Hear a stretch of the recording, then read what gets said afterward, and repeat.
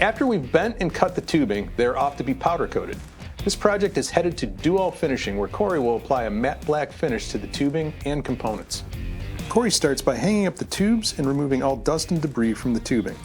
He will do the same with all of the brackets, elbows, and end caps. After the material is cleaned, Corey will apply the matte black powder with an electrostatic spray gun.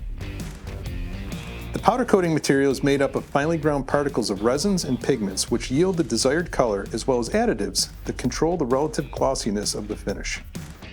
The particles are charged and held to the substrate by an electrostatic attraction until melted or fused into a uniform coat in a curing oven.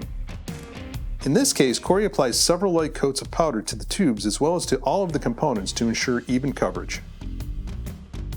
After spraying all of the material, the tubing and components are rehung on racks and rolled into the oven, where the material will cure at a temperature of roughly 400 degrees.